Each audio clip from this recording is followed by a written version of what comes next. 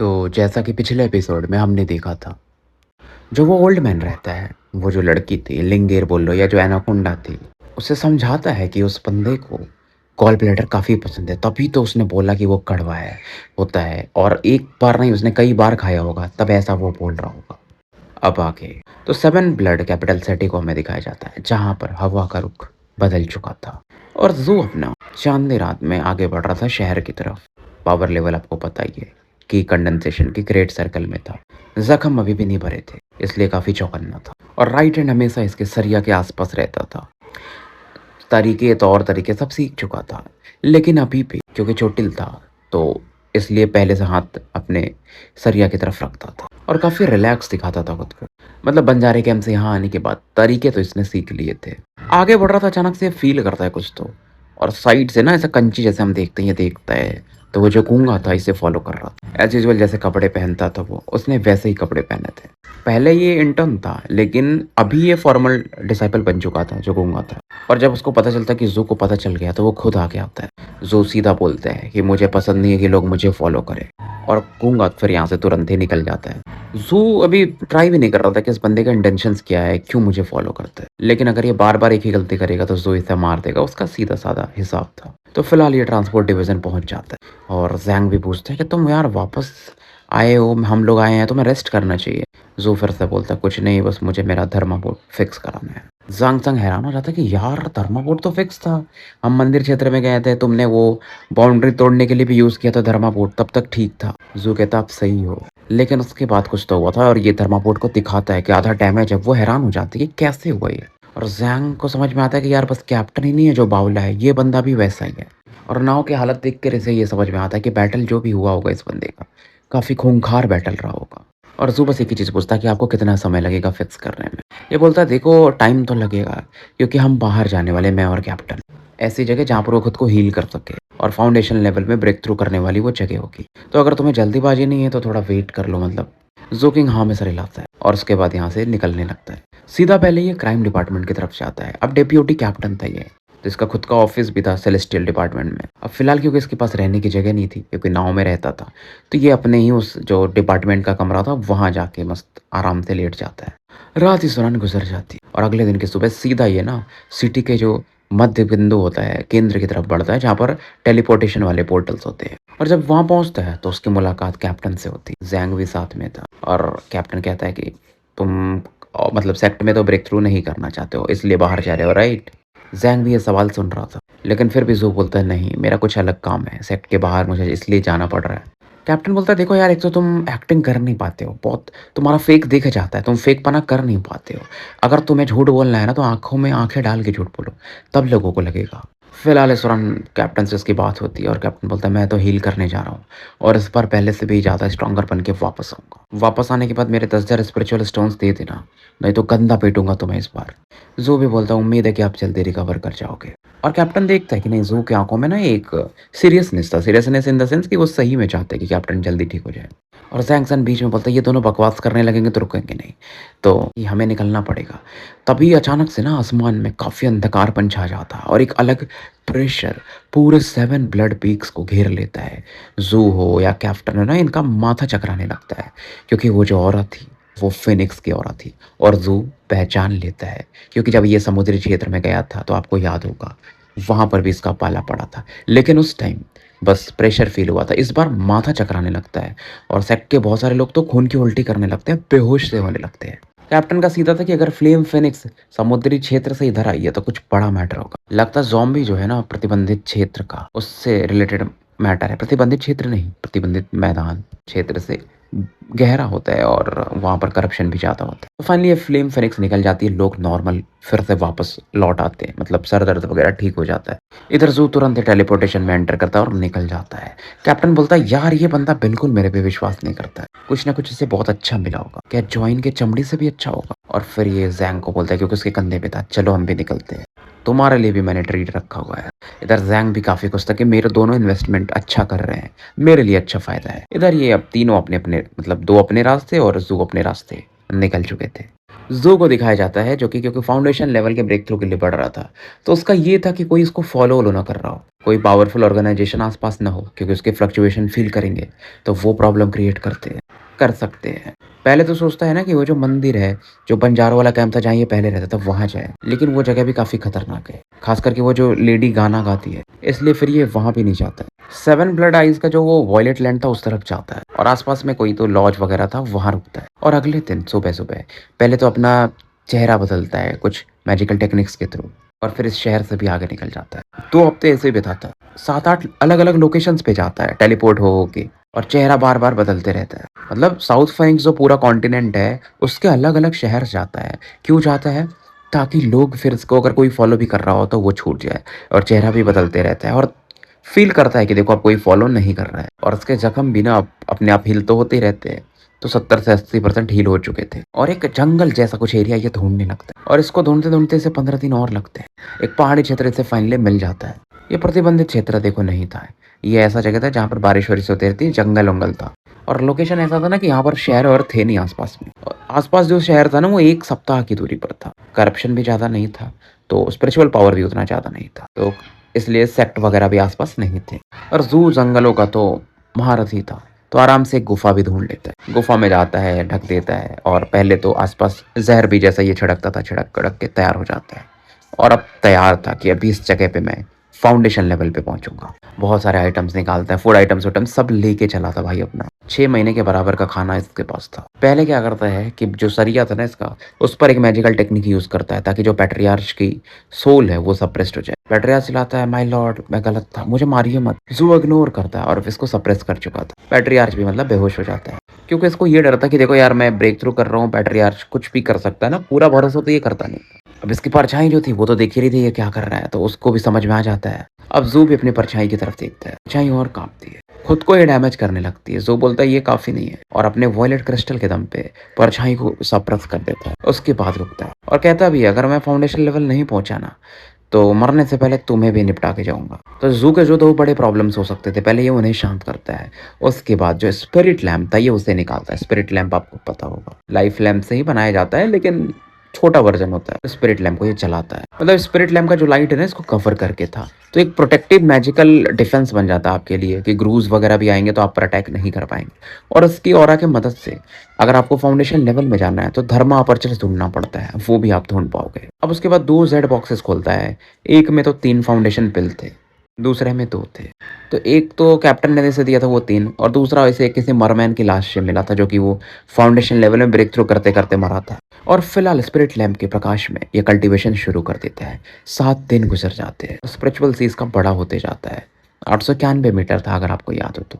बढ़ते-बढ़ते 1020 हो चुका था।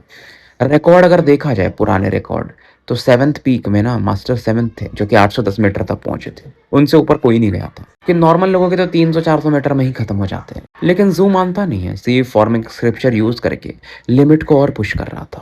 बढ़ते कुछ दिन और कुछ गुजर जाते हैं और ये लिमिट 1110 तक पहुंच जाती है। 7 दिन और गुजरते हैं और ये 1200 मीटर का अपने स्पिरिचुअल सी को बना चुका था। रुकता नहीं है, अब समय गिन के मतलब नहीं है। बढ़ते बीच-बीच में देखो उठता था ज़हर और आस-पास छिड़क देता था। 1290 बढ़ते-बढ़ते 3 सप्ताह और निकल चुके थे। 1410 मीटर तक पहुँच चुका था और उसके बाद ना इसकी बॉडी में पेन होने लगता है। मतलब शरीर अब सँभाल नहीं पा रहा था इसका। मानो उसका शरीर ही ना पानी का एक पैकेट बन गया हो और पानी जब आपके शरीर में ज़्यादा भर जाए तो बॉडी को तोड़ने को दिखती है फिर। लेकिन प्रोसेस ये स्लो कर देता है और हर दिन 15-15 मीटर बढ़ाता था। तो बढ़ते 1500 मीटर का इसका साइज़ हो जाता है स्पिरिचुअल सी का और ये बोलता है ये शायद मेरा लिमिट है। वो तो इसके पास वॉयलेट क्रिस्टल था जो कि इसकी बॉडी को रिकवर कर देता था। नहीं तो इतना पहुँचना बहुत मुश्किल होता है। और अब ये तैयार था कि अब ये फाउंडेशन लेवल में ब्रेक थ्रू कर सकता है। पहला पिल खाता है फाउंडेशन पिल और जैसे ही खाता है कि जो 1500 मीटर की स्पिरिचुअल सी थी मानो वो एक्सप्लोड कर जाती। तो देखो जो की कंडेंसेशन से अगर आपको फाउंडेशन लेवल में जाना है ना तो उसमें 3 स्टेप्स थे। पहला ये होता है कि अपने स्पिरिचुअल पावर को इकट्ठा करो और अपने बॉडी में सर्च करो जो चाक्रा पॉइंट होते हैं जिसे यहाँ पर धर्मा अपर्चर बोला जाता है। शरीर में नाड़ियाँ जहाँ पर एक जगह कनेक्ट होती है जहाँ से ऊर्जा बहती है उस लोकेशंस को ढूंढो पहले। कितने आप ढूंढ पाते हो उतना ही आपका स्ट्रॉन्ग फाउंडेशन होगा। और ये कैसे होता है कि आप जो स्पिरिचुअल पावर आपकी बॉडी में है उसको बॉडी में फ्लो कराते हो। फाउंडेशन पिल भी इसमें आपका मदद करता है। और यही ज़्यादा समय लेता है। दूसरा स्टेप ये था कि स्पिरिचुअल सी को ना पूरा फ़ोकस करो एक जगह, धर्मापर्चर को खोलने की कोशिश करो और जब पूरी तरह से खोल दोगे अगर एक भी धर्मापर्चर, तो वो क्या करता है कि आपके फ्लैश और ब्लड को ट्रांसफ़ॉर्म कर देता है, लाइफ़ लेवल को बढ़ा देता है। बेसिकली यही है तीसरा प्रोसेस, तीसरा स्टेप। तो ज़ू इस समय अपने 1500 मीटर स्पिरिचुअल सी के पावर को यूज़ कर रहा था धर्मापर्चर्स को ढूँढने में। बाकी लोगों को फ़ोर्सफुली करना पड़ता था, लेकिन ज़ू के साथ कैसा था देखो कि इसका स्पिरिचुअल पावर बहुत तगड़ा था, 1500 मीटर का, नॉर्मल लोगों का 300 मीटर होता है। मतलब इसको उतनी मशक्कत भी नहीं करनी पड़ रही थी और ईज़िली ये ढूँढ पा रहा था। जहाँ पर बहुत सारे मेरिडियंस इकट्ठा होती है ना, वही एक मतलब चाक्रा पॉइंट या धर्मापर्चर होता है और पलक झपकते ज़ू जो था 91 ढूँढ चुका था। जितना इसने इन्फॉर्मेशन पढ़ा था ना, अगर आपकी बॉडी में करप्शन नहीं है तो आप टोटल 120 थर्मापर्चर्स ढूँढ सकते हो। 80 अगर ढूँढ लिए ना तो आपको सक्सेस मिल गया। 90 वाला बंदा अच्छा कल्टीवेटर माना जाता है और 30 अपर्चर अगर आप खोल पाते हो तो उससे एक सिंगल लाइफ फ्लेम बनता है। उस लाइफ फ्लेम अगर आप बना पा रहे हो तो आप रेडियंट स्टेट में जा पाते हो। 30 अगर आपने धर्मापर्चर खोल ली, ढूँढना अलग होता है और खोलना अलग चीज़ होता है उन्हें। तो 30 अगर आपने खोल ली तो आप फाउंडेशन लेवल के अर्ली फेज़ से मिड फेज़ में जाने लगोगे। लेकिन ज़ू इस दौरान सोचता है कि इसकी बॉडी में तो करप्शन है ही नहीं, तो इसको अभी तक 91 धर्मापर्चर से क्यों मिले? यानी कि आखिरी जो 20-30 जो भी बचे 29 उनको ढूँढना थोड़ा कठिन होता है। लेकिन ज़ू का ये था कि इसको पूरे ढूँढने हैं और फ़िलहाल ये क्या करता है, स्पिरिचुअल सी का पावर क्योंकि पूरा यूज़ नहीं कर रहा था, तो अब ये यूज़ करने लगता है ढूँढने के लिए और धीरे-धीरे 96 तक ढूँढ लेता है। अब इसकी बॉडी में भी स्पिरिचुअल पावर बचा था, तो ढूँढना चालू रखता है क्योंकि अगर आप मैनिपुलेट कर रहे हो अपने स्पिरिचुअल पावर को, तो वो भी खर्चा तो होता ही है। इसके पास पिल्स भी थे फाउंडेशन लेवल के, तो उसके थ्रू भी ये वो कर पा रहा था। अभी इस प्रोसेस में लगा ही हुआ था, तभी एक अचानक से तो घटना घटित होती है। मंदिर क्षेत्र में मतलब गुफा क्षेत्र में ये बैठा हुआ था। स्पिरिट लैम्प मानो बुझने से लगती है, एक हवा का झोंका सा चलता है और बहुत सारी परछाइयाँ गुफा के दीवार पे यानी बहुत सारे ऐसे जंतु जिसे हम ग्रूज बोलते हैं ना, वो प्रकट होने लगते हैं। नॉर्मली ये ध्यान नहीं देते, लेकिन ज़ू ने जो ऑरा क्रिएट की थी ना धर्मापर्चर्स की वजह से, इनका ध्यान आकर्षित हो गया था। इनके अंदर लालच था ज़ू को तरफ देख करके। ज़ू को भी नहीं पता था ये ग्रोज होते क्या है, लेकिन इन्फॉर्मेशन ये था, इसीलिए देखो लोग क्या करते हैं स्पिरिट लैम्प का यूज़ करते हैं, सेक्ट में करते हैं ब्रेक थ्रू की कोशिश ताकि एल्डर्स रहेंगे प्रोटेक्ट करने के लिए। ज़ू लेकिन तब तक 103 अपर्चर्स ढूंढ चुका था, दांत पीसता और कहता है एक बार फिर से, ढूंढते ढूंढते 107 पे पहुंच जाता है। इधर ये जो परछाइयाँ आ रही थी ग्रोज की वो तगड़ी होती जाती हैं और लैम्प फाइनली बुझ जाता है। लगभग लगभग मतलब ऐसा उसकी लौ एकदम थोड़ी सी बची थी अब। तीसरे अटेम्प्ट में ज़ू 110 अपर्चर तक पहुंच चुका था, लेकिन फिर भी दांत पीसते-पीसते कोशिश करता है कि एक ढूंढते जाते ढूंढते 118 पर पहुंच जाता है। अब इसका यही था कि अब 2 ही तो ढूंढने हैं। कितना भी कोशिश करता है ढूंढ नहीं पा रहा था और ये जो ऑरा निकल रही थी ना इसके धर्मापर्चर्स ये बहुत इंटेंस थी, तो ग्रूज और अट्रैक्ट होते हैं क्योंकि नॉर्मल टैलेंटेड कल्टिवेटर्स 90 तक पहुंच पाते हैं, नॉर्मल तो 80 पे ही ढेर हो जाते हैं। अब देखो स्पिरिट लैम्प भी जो था वो हाईएस्ट क्वालिटी का तो ट्रेजर था नहीं, वो तो इमिटेशन था, मतलब एक कॉपी करके बनाया गया था लाइफ लैम्प के थ्रू। और ये जो सिनिस्टर औरत थी ग्रोथ की उसकी वजह से फाइनली स्पिरिट लैम्प बुझ जाता है। अब लैम्प बुझ जाता तो यहाँ पर पूरी रोशनी चली जाती है और जो ग्रूज थे वो अलग ही हंसने लगते हैं, अलग ही लालच दिख रहा था और ज़ू पर झपट्टा मारते। लेकिन तभी एक लाइट ऐसी चमकती है ना जो स्पिरिट लैम्प का कई गुना इंटेंस लाइट थी, कंपेयर ही नहीं कर सकते आप। ऐसा लग रहा था एक चंद्रमा हो और दूसरा एक बस जुगनू जिसे हम फायरफ्लाई बोलते हैं वो हो, ये अंतर था। पूरा गुफा जो था ना ऐसा लग रहा था उसमें दिन हो गया हो। गुरुज चीखने लगते हैं और राख में बदल जाते हैं और इसका ये जो लैम्प था ज़ू का ये ब्लैक अम्ब्रेला की तरह दिख रहा था। ये था इसका लाइफ लैम्प जो इसे मरफोक आइलैंड से मिला था और ज़ू को पूरा ये लाइट ऐसा घेर लेता है और उस मौके का फायदा उठा करके उसकी ऑरा जो थी ना उसकी वजह से जो बाकी भी तो धर्मापर्चर्स ढूंढ पाता है, यानी टोटल 120 को ये टच कर देता है। देखा जाए तो सेवन ब्लड के हिस्ट्री में कोई नहीं था जिसने 120 अपर्चर सेंस किए होंगे, क्योंकि अगर आप सेंस तभी कर सकते हो जब आप ब्रेक थ्रू में जा रहे हो फाउंडेशन लेवल के, उसके बाद आप मतलब नहीं है कर भी नहीं सकते क्योंकि उस प्रोसेस से आप आगे निकल चुके रहते हो। और ज़ू को लगता है कि ये लिखी हुई चीज़ है तो हो सकता है इससे ऊपर भी जा सकते हैं क्योंकि 120 तो लिखा हुआ है और ये फील भी वैसा करता है, लेकिन इसे लगता है कि इसमें बहुत सारे चेंजेस हो सकते हैं, फिर मतलब बहुत से लोग अट्रैक्ट हो सकते हैं। इसके बारे में ये बाद में सोचेगा। तो दूसरे स्टेप की तरफ बढ़ता है। पहले अब मैं अपना एक धर्मापर्चर को खोल लूँ क्योंकि ढूंढ तो चुके 120, खोलना भी तो पड़ेगा आपको। एक खोल लोगे आप तो फाउंडेशन लेवल पे पहुंच जाओगे। ऐसा है फिर से एक फाउंडेशन पिल खाता है जो इसका आखिरी बचा हुआ था और जब वो इससे खोलता है ना तो उस अपर्चर में बेसिकली एनर्जी का एक भंवर सा बनने लगता है, एनर्जी उसमें मर्ज सी होने लगती है और उसके अंदर जो एक फोर्स इकट्ठा होता है उसे आप धर्मा फोर्स कहते हो, जो कि की कंडेंसेशन के बंदों से कहीं ऊपर होता है। और एक धर्मापर्चर में ना 1500 मीटर का स्पिरिचुअल सी बैठ सकता है, मतलब उतने के बराबर की अकेले एक अपर्चर में पावर होता है। फ़ील करता है ज़ू कि इसकी नस नाड़ियाँ काफ़ी मजबूत हो रही हैं, चमड़ी ट्रांसफ़ॉर्म हो रही है, लाइफ़ फ़ोर्स भी बढ़ रही है, धर्मा बॉडी इसकी बनने लगती है। और क्योंकि इसके पास फ़ॉरबिडन सी था जो स्नेक नेक ड्रैगन इसने बनाया था, तो इसका फाउंडेशन भी तगड़ा था। तो नॉर्मल डिसाइपल से ये धर्मा अपर्चर जल्दी-जल्दी खोल सकता है। और स्टार्टिंग में अगर आप एक साथ ही 2 अपर्चर खोल लोगे ना, तो आपकी बॉडी तगड़ी स्ट्रॉन्ग हो जाती है। वो मौका बाद में फिर नहीं मिलता, फिर बॉडी उस लेवल पे स्ट्रॉन्ग नहीं होती। और फाइनली प्रयास करके ये स्नेक नेक ड्रैगन को यूज़ करता है और अपने दूसरे धर्मापर्चर को भी खोल लेता है उस फ़ोर्स के थ्रू। क्योंकि स्नेक नेक जो ड्रैगन था इसका, वो भी स्पिरिचुअल सी था 1500 मीटर का, जो कि एक तरह से स्टॉक था, जिसकी वजह से इसकी बॉडी और ज़्यादा स्ट्रॉन्ग हो जाती है। जो ग्रूज़ थे आस-पास बचे-कुचे, वो और लालच दिखा रहे थे, लेकिन लाइफ लैम्प की वजह से वो कुछ कर नहीं पा रहे थे। लेकिन एक और सिनिस्टर, बहुत सिनिस्टर औरत थी जो प्रकट होती है। वो इस लाइफ लैम्प को भी बुझाने को देखती है और उसके प्रकाश को कम भी कर देते हैं और ये तुरंत ज़ू की तरफ बढ़ता है, उसके खोपड़ी की तरफ। लेकिन लाइफ लैम्प था भाई वो, तो उसके प्रकाश कितनी देर तक आप सप्रेस कर सकते हो? और अब फिर से फैलता है और उस बंदे को पीछे हटना पड़ता है ग्रुप को। लेकिन ज़ू की जो परछाई थी, जो कि अभी शांत बैठी थी अभी देर तक, उस परछाई की तरफ पड़ती है और उसको टकार जाती है, मतलब निगल जाती है और वापस आने के बाद फिर से शांत होकर बैठ जाती है क्योंकि उसको पता था कि ज़ू उसको लुक देता है। बाकी ज़ू ग्रुज थे क्योंकि उनका लीडर एक तरह से निपट चुका था, तो निकल लेते, मतलब शांति से। ज़ू फिर भी अपनी परछाई की तरफ देखता है और क्रिस्टल ऑरा की वजह से उससे सप्रेस करने लगता है, उसमें क्रैक्स आने लगते हैं। अब वो सही में हो रहा था कि नहीं पता नहीं, क्योंकि ये इसकी जो परछाई थी एक्टिंग बहुत तगड़ी करती थी।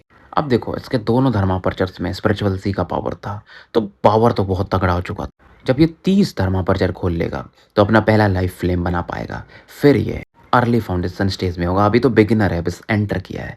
फिर 2 बना लेगा तो मिड में, और 3 बना लेगा तो लेट स्टेज या जो भी बोल लो, या सीधा-सीधा गोल्ड कोर की तरफ बढ़ जाएगा। प्रोफाउंड रेडियंस में जाने के लिए आपको लाइफ फ्लेम बनाना पड़ता है। और प्रोफाउंड स्टेट ऐसा स्टेट होता है ना जिसमें आपका धर्मा फोर्स बढ़ जाता है कुछ समय के लिए। अब आप उस ऑरा को कितनी देर तक कंट्रोल कर पाते हो, यह डिपेंड करता है आपकी एबिलिटी पर। अब ज़ू क्योंकि इसके पास लाइफ फ्लेम आएगा बाद में, लाइफ लैम्प भी है, तो वो इसके पावर को दुगना कर सकता है।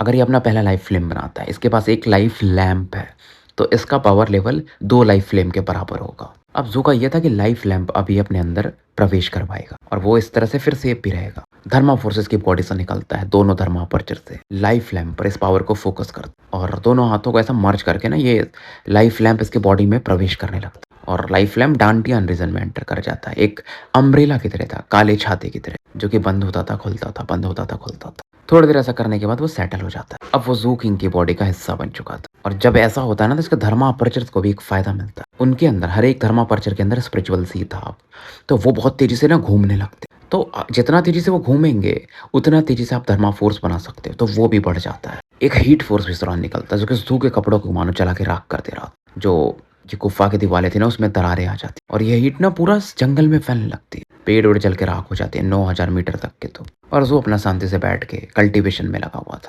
अगर कोई अपने धर्मापर्चर देखे नॉर्मल कल्टीवेटर और ज़ू के देखे तो उसमें काफ़ी डिफरेंस था। ज़ू के धर्मापर्चर्स काफ़ी बड़े थे। क्यों बड़े थे? क्योंकि इसका स्पिरिचुअल सी भी 1500 मीटर का था और जो ब्लैक अम्ब्रेला था इसके सोल को भी अब प्रोटेक्ट कर रहा था। लंबे समय के बाद ज़ू अपनी आंखें खोलता है। अब जो 9000 मीटर पूरा जल गया था ना, तो वहाँ पर भाप सा बन गया था, तो दूर से कोई देख भी नहीं सकता था और आसपास कोई आ नहीं सकता था। वैसे भी इस क्षेत्र में कोई था नहीं। अब लैम्प के बारे में इसको कैप्टन ने थोड़ा बहुत तो पता ही था।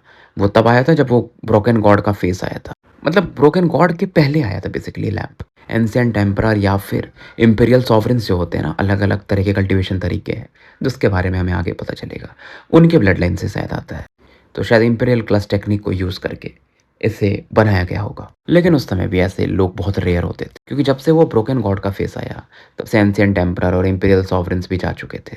इसकी वजह से लाइफ लैम्प बहुत कम हो चुके हैं और बड़े सेक्ट या ऑर्गेनाइजेशन में जो लकी लोग रहते हैं उन्हें ये मिल पाता है। तो इसका यही था कि ये लैम्प कहाँ से आया होगा, पता नहीं। अब ये मुंह खोलता है और आसपास जो भाप जैसी और आती ना, इसके पेट में प्रवेश कर जाती, मतलब इस धुंध को ही पूरा ये एब्सॉर्ब कर जाता है और इसका धर्मा फोर्स और बढ़ जाता है। और जो पहले के खानदानी लोग होते थे, मतलब एंशिएंट एम्परर बोल लो या इंपीरियल सॉवरेन्स, तो उनके जो उत्तराधिकारी होते थे ना भाई, उनके पास एक से ज़्यादा लाइफ लैम्प हो सकते थे क्योंकि उनके पास थे रिसोर्सेस। लेकिन जो फिलहाल एक लाइफ लैम्प में खुश था और उसका ये था 30 धर्मापर्चर्स जल्दी से खोलने हैं ताकि जो लाइफ फ्लेम बनाते हैं ये वो बना सके। और क्योंकि अम्ब्रेला देखो इसकी ऑरा को कवर कर रहा था ना, तो इसके पावर को फील कर पाना भी मुश्किल था और जो फिर से अपने शैडो को कंट्रोल करके उसकी ऑरा थोड़ी सी, उसकी ऑरा से लाइफ लैम्प को कवर कर दे। तो ज़ू की फ्लक्चुएशन थी फाउंडेशन लेवल की, लेकिन लाइफ लैम्प अब कोई पावरफुल बंदा भी नहीं देख सकता। अब इसको एक ही मलाल थी कि इसकी जो दूसरी टेक्निक थी जिससे वो बॉडी कल्टीवेशन करता था यानी सी एंड माउंटेन इनकांटेशन, उसके लिमिट थे यार की कंडेंसेशन यानी बॉडी कल्टीवेशन लेवल 10 उसके बाद ऊपर नहीं जा सकते थे। तो ये उससे थोड़ा निराश था, नहीं तो उसकी बॉडी कल्टीवेशन और तगड़ी हो जाती। इधर धीरे-धीरे कल्टीवेशन में बैठा रहता है और रिकवरी पे अपने फ़ोकस करता है। 1 महीने गुज़र जाते हैं। सेक्ट से इसको आए हुए 3 महीने हो चुके थे। अब कल्टीवेशन के हिसाब से ये नॉर्मल फाउंडेशन लेवल का कल्टीवेटर दिखता था क्योंकि शैडो ने लाइफ लैंप कवर कर लिया था और लाइफ लैंप ने उसके ऑरा को और उसका जो लाइफ लैंप पे कंट्रोल था ना इस 1 महीने में वो भी बढ़ जाता है। जागने के बाद कुछ टेक्निक्स अपनी प्रैक्टिस करता है। जिसका स्नेक नेक ड्रैगन था ना वो भी इवॉल्व हो चुका था। उसके अंदर से भी फाउंडेशन लेवल का फ्लक्चुएशन आता था और ये 900 मीटर का था। तो स्नेक नेक ड्रैगन को ये प्रकट करता है, उसके ऊपर बैठ जाता है और यहाँ से तेज़ी से हवा में निकल जाता है। देखो जो पावरफुल लोग हैं ना वो भी जो ठीक-ठाक लेवल पे है वही देख सकते हैं कि ज़ू किसके ऊपर बैठा है। कि कंडेंसेशन वाले बस फ़ील कर सकते हैं कि ऑरा है।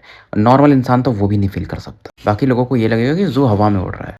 जैसे उस समय पैट्रियार्च भी यूज़ करता था अपने गोल्डन वज्रा वॉरियर की छाया को, उसके ऊपर बैठ के वो उड़ता था। हालाँकि जो डिफ़रेंस है पैट्रियार्च में और ज़ू के कल्टीवेशन में पहुँचने के बाद फाउंडेशन लेवल में वो ज़मीन आसमान का है। अब पैट्रियार्च का क्या था कि वो थोड़े बहुत बैटल करके एक छोटे एरिया में सेटल हो गए थे। लेकिन ज़ू का ऐसा नहीं था। उसको मालूम है कि लाइफ़ अगर अपनी ज़िंदा रखना है खुद को इस बेरहमी दुनिया में, तो आपको स्ट्रॉन्ग बनना पड़ेगा। तो आगे काफ़ी बढ़ने के बाद ज़ू अभी भी चौकन्ना था। तो एक एरिया पहुँचने के बाद अपने स्नेक नेक ड्रैगन को गायब कर देता और ज़मीन पे उतर जाता है। चेहरा ऐसा बनाता है कि मिडल एज्ड मैन जैसा दिख रहा था और चलना शुरू करता है क्योंकि शहर पास में था। तो ये जो शहर था ना, ये क्रिम्सन वाइल्ड के जैसा ही दिखता था और यहाँ पर 7 ब्लड का भी कंट्रोल था कुछ हिस्से में, कुछ में वॉयलेट लैंड्स का था और कुछ में चर्च ऑफ डिपार्चर का था। ऐसे बहुत सारे लोकेशंस होते थे जहाँ पर 2-3 मेजर सेक्ट का कंट्रोल होता था। अब ज़ू पहुँचता है तो सिटी गार्ड भी चौकन्ने थे। अब भाई फाउंडेशन लेवल का कल्टीवेटर है, तो लोग तो नोटिस करेंगे जो कल्टीवेटर्स हैं। तो गार्ड्स इसको रिस्पेक्ट दिखाते। ज़ू जब तक ये टेलीपोर्टेशन पोर्टल की तरफ बढ़ पाता, सिटी मजिस्ट्रेट जो होते हैं ना हर एक शहर में, उस डायरेक्शन से पावरफुल फ्लक्चुएशन ये फील करता है और ज़ू उस तरफ देखता है, उसकी आंखें एकदम कोल्ड हो जाती हैं। एक ऑरा बहुत तेजी से इसकी तरफ बढ़ती है और 90 मीटर की दूरी पर रुक जाती है। ये एक मिडिल ईस्ट मैन थे। तो ये बंदा भी फाउंडेशन लेवल में था। ज़ू इसके गले की तरफ देखता और सोच रहा था कि कितने इसके धर्मापर्चर्स ओपन होंगे। वो बंदा बोलता है कि मैं आपकी मदद कर सकता हूँ फेलो टूरिस्ट। मेरा नाम ज़ाऊ हैंगली है, ज़ाऊ क्लैन, वॉयलेट लैंड्स। मैं यहाँ का सिटी मजिस्ट्रेट हूँ। तो वही चीज़ है ये बता। ज़ू बोलता है कि मैं बस यहाँ से गुजर रहा हूँ, मुझे टेलीपोर्टेशन पोर्टल जाना है। और ज़ू फ़ील कर चुका था कि इस बंदे ने अभी तक धर्मापर्चर्स ओपन नहीं किए हैं। हैंगली भी ना जो था ये ज़ाऊ, ये काफ़ी चौकन्ना था कि इसे फ़ील हो रहा था यार ये बंदा काफ़ी तगड़ा दिख रहा है। ख़ास करके इसकी किलिंग हो रहा और ये जो ज़ू की औरत थी उसे फ़ील ही नहीं कर पा रहा था उसका लेवल क्या होगा। फाउंडेशन लेवल में है बट कहाँ पर है, किस लेवल तक है। हैंगली कुछ अपने लोगों को ऑर्डर देता है और सभी लोग ज़ू के लिए जगह बना देते हैं। वो सीधा पोर्टल की तरफ बढ़ जाता है और ये फ़ील करता है कि ये जो सिटी मजिस्ट्रेट है वो चाहता नहीं कि जो ज़ू है इस शहर में ज़्यादा रुके और ज़ू इस शहर में और भी फ्लक्चुएशंस फ़ील कर रहा था पावरफुल और वो किसी कल्टीवेटर का नहीं था, स्पेल फॉर्मेशन का था। और ज़ू भी समझता था कि कोई ऐसा रैंडम फाउंडेशन लेवल का कल्टीवेटर आ जाए तो शहर के जो लोग हैं जो गार्ड करते हैं वो चौकन्ने तो रहेंगे। अब ज़ू ऐसा चलता नहीं, उड़ के जाता है टेलीपोर्टेशन पोर्टल की तरफ। हैंगली इसे फॉलो करता ये देखता है कि जैसे पहुंचता है पोर्टल की तरफ वो पहले से खाली था। अब कुछ गार्ड थे जो कि पोर्टल को ऑपरेट करते, इसे रेस्पेक्ट दिखाते हैं, वेलकम सीनियर, आप कहाँ जाना चाहेंगे। ज़ू सिटी मजिस्ट्रेट की तरफ एक कैजुअल लुक देता है और कहता है कैपिटल सिटी 7 ब्लड आइज। अब बंदा फॉर्मेशन में कुछ एडजस्टमेंट करता है जो गार्ड्स थे, करने के बाद इसे एक्टिवेट करने के बाद 30 मीटर पीछे हट जाते। ज़ू को उतना पता नहीं था कि कैसे काम करता है ये स्पेल फॉर्मेशन, बट थोड़ा बहुत समय के साथ आइडिया तो लग चुका था। अब ये गायब हो चुका था, मतलब यहाँ से निकल चुका था। हैंगली अब एक चैन के सांस लेता है क्योंकि देखो ये भी फाउंडेशन लेवल में था लेकिन इसे फील हुआ था कि जो ज़ू की जो ऑरा है ना, जो किलिंग हो रहा वो बहुत पावरफुल है। ये सोचता है कि यार 7 ब्लड आइज तो किसी भी फाउंडेशन लेवल को कल्टीवेटर को एवे एंटर नहीं करने देगी अपने कैपिटल सिटी में। तो ये क्रिमिनल भी मुश्किल है कि होगा। मेरे हिसाब से ये उनका फिर फाउंडेशन लेवल का कल्टीवेटर होगा और ज़्यादा फिर ये सोचता नहीं है। इतना सोचता है कि यार ऐसे बंदे के पास लाइफ फ्लेम आ जाए यानी 30 थर्मापर्चर ओपन कर ले, प्रोफाउंड रेडियंट स्टेट में एंटर कर ले तो भाई ये तो खतरनाक हो जाते फिर। तो फिलहाल हमें उस ईस्टर्न पार्ट को दिखाया जाता है साउथ फिनिक्स के जहाँ पर 7 ब्लड सिटीज़ का कैपिटल था। टेलीपोर्टेशन पोर्टल चमकता और ज़ू बाहर आ चुका था और जब एंटर करता तो फ्लक्चुएशन फील करता है शहर में। बहुत सारे लोगों का ध्यान मानो पर आता है, मानो लोग इसे मॉनिटर कर रहे हो। बेसिकली वो 7 ब्लड आइज जो ग्रैंड फॉर्मेशन है वो चेक करता है कि आप कौन है। पहले भी ज़ू आता था लेकिन वो ऐसे एक्ट नहीं करता था। अब चीज़ें अलग थी क्योंकि ये फाउंडेशन लेवल पे था। जब तक ये जा करके ना मतलब अपना कल्टीवेशन बेस रजिस्टर ना करा दे, ऑफ ऑन पीक डिसाइपल ना बन जाए, तब तक ये ऐसे ही करेगा। ये जो फॉर्मेशन है आने के बाद ग्रे डाउ स्ट्रोक पहनता है। सोचता है कि अगर मैं अपने शैडो को यूज़ करूँ फॉर्मेशन को ब्लॉक करने में क्या हो सकता है कुछ ऐसा। फिर सोचता है फालतू में खतरा होगा और अब ये डिसाइड करता है 7th पीक पर जाने का। तेज़ी से आगे बढ़ता है तभी एक बंदा फ़ैमिलियर बंदा मिलता है और वो भी इसे पहचान लेता है। वो था ज़ोंग हैंग, जिसने वॉयलेट डॉविस्ट रोब पहना था क्योंकि वो कॉन्क्लेव डिसाइपल था। दोनों एक दूसरे को देखते हैं, ज़ू इग्नोर मार देता है। लेकिन ज़ू थोड़ा-सा कारनामा करता है, अपने स्नेक नेक ड्रैगन को दिखाता है। ज़ोंग हैंग बोलता है मेरे पास भी है, मैंने भी forbidden sea dragon well cultivate कर लिया है। काफ़ी खुश था वो। बट ज़ू को तो मतलब था नहीं ज़ोंग हैंग से, तो वो आगे बढ़ते जाता है। ज़ोंग हैंग थोड़ा-सा इरिटेट होता है, यार मैंने ड्रैगन वेल बना लिया फिर भी ये ज़ू रिएक्ट नहीं कर रहा है और ये भी पीक की तरफ बढ़ने लगता है। और इसे अब समझ में आ जाता है कि ज़ू ऊपर जा रहा है मतलब पीक की तरफ जा रहा है, लेकिन ये कैसे जा सकता है? ये तो ऑप्टिक डिसाइपल है। और फिर ज़ू से पूछते कहाँ जा रहे हो? ज़ू बोलता है पहाड़ी पे। अब ज़ोंग हैंग कोई ऐसा अनयूजुअल फ्लक्चुएशन तो फ़ील नहीं करता है। इतना फ़ील होता है कि ज़ू पहले से स्ट्रॉन्गर है। वो बोलता है ग्रे रोब डिसाइपल नहीं जा सकते। ज़ू इग्नोर मारता है और ऊपर जाते जाता है। ज़ोंग हैंग हँसता है कि तुम कोशिश करोगे ऐसे जाने की तो स्पेल फॉर्मेशन एक्टिवेट हो जाएगा। पूरा बोल ही रहा था कि एक्टिवेट, लेकिन ज़ू फिर जो स्पेल फॉर्मेशन था उसे एक्टिवेट कर भी देता है और आगे निकल भी जाता है और उसका कल्टीवेशन बेस रिलीज़ हो जाता है। तो उसे देख करके यह बंदा और हैरान हो जाता है कि फाउंडेशन लेवल, क्योंकि स्पेल फॉर्मेशन भी कुछ था। 7th पीक का जो पूरी पहाड़ी थी मानो कुछ थी, क्योंकि एक नया फाउंडेशन लेवल का डिसाइपल अब आ चुका था। तो स्टोरी हम यहीं समाप्त करते हैं और मिलते हैं फिर कल एक नए एपिसोड के साथ। तब तक के लिए मैं आपका साथी एन अल्केमिस्ट एके मुसाफिर विदा लेता हूँ।